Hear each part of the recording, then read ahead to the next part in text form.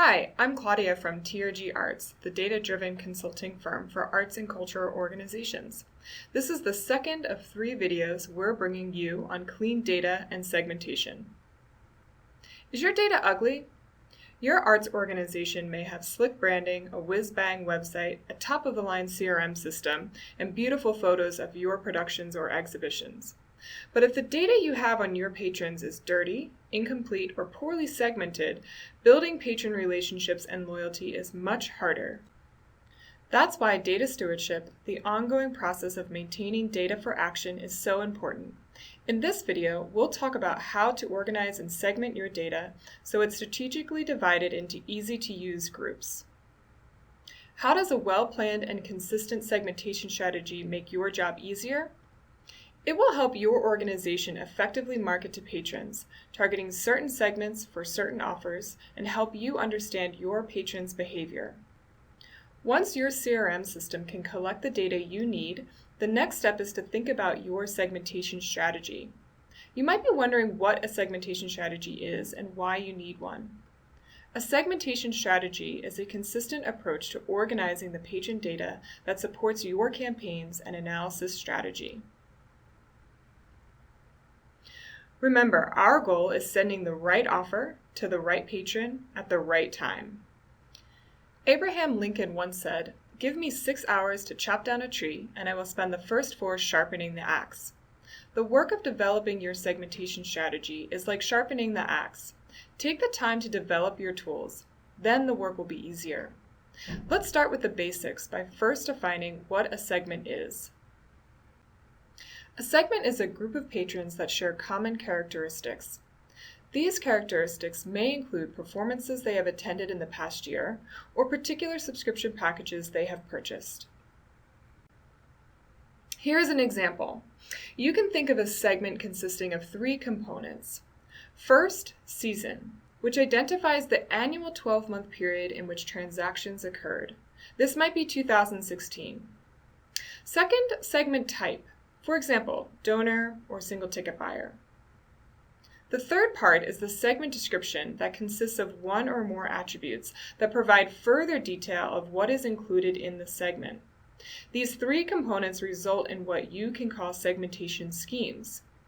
Segmentation schemes are templates that define the format and level of aggregation of each segment.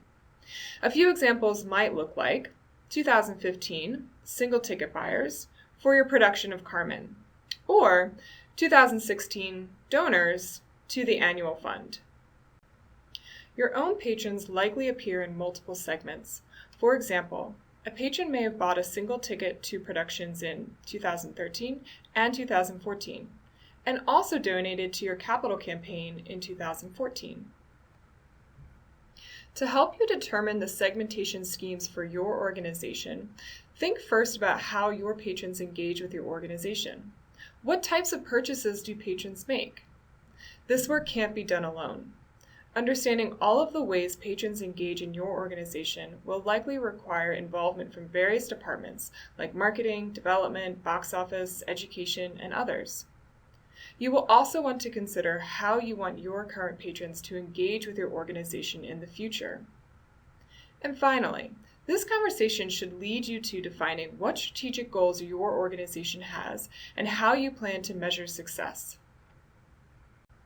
Of course, engagement includes purchases that patrons make.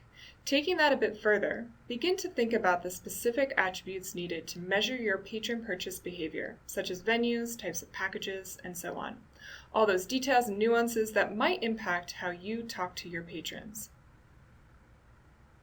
Here are a few questions to get you thinking about the attributes relevant to your organization. The answers to these questions are your purchase behavior drivers and can be used to determine your segmentation schemes. Your list of purchase behavior drivers might be very long, and it's important to remember that you may not need 1 segment per driver. You'll want to determine which common characteristics to choose and understand the effect those choices will have on the group of patrons that end up in your segments.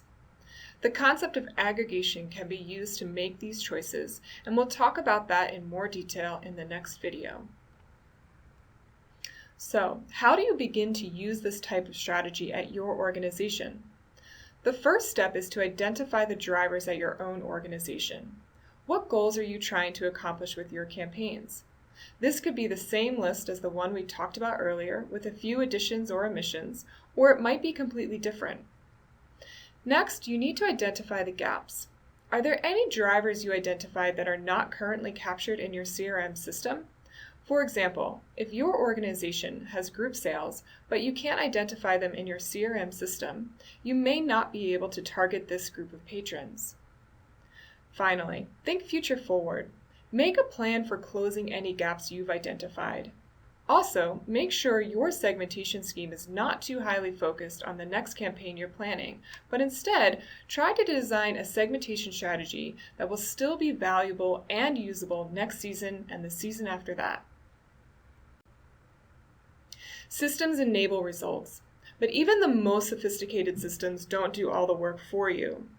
You are the one who makes data a priority. Data doesn't do, people do. Remember, only you can prevent ugly data. Thank you for watching. Our next video will discuss how detailed your segmentation needs to be for a given campaign.